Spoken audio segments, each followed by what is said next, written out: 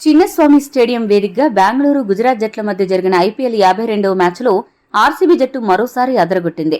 వరుసగా మూడో విజయం సాధించి టేబుల్లో మొదటిసారి 10వ స్థానం నుండి ముందుకు సాగింది.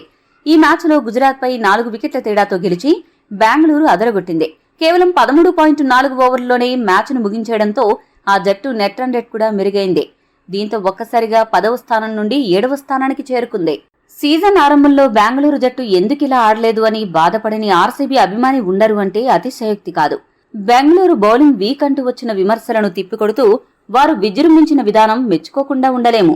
ఇక ఈ మ్యాచ్ గెలుపుతో అనూహ్యంగా బెంగళూరు జట్టు ప్లే ఆఫ్ రేసులోకి వచ్చింది అంటూ వారి అభిమానులు తెగ సంబరపడిపోతున్నారు. అయితే నిజంగా బెంగళూరుకి ప్లే ఆఫ్ అవకాశాలు ఉన్నాయా? ఉంటే అది ఎలా? ఏ లెక్క ప్రకారం వారు ప్లే ఆఫ్స్ కి చేరుకోగలరు అనేది ఇప్పుడు చూద్దాం.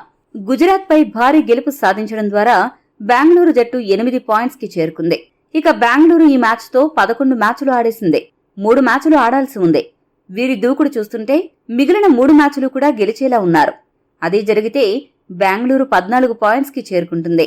అదే సమయంలో వారు అన్ని మ్యాచ్ల్లో భారీ విజయాలు నమోదు చేయాలి. అప్పుడు వీరికి మెరుగైన నెట్ రన్ రేట్ కూడా ఉంటుంది.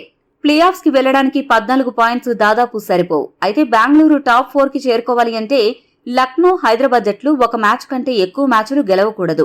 చెన్నై, ఢిల్లీ 2 కంటే ఎక్కువ గెలవకూడదు. పంజాబ్, గుజరాత్ జట్లు 3 కంటే ఎక్కువ మ్యాచ్ల్లో విజయాలు నమోదు చేయకూడదు. ఇలా అయితే ఈ అన్ని జట్ల పాయింట్స్ 14 లేదా అంతకంటే తక్కువగా ఉంటుంది.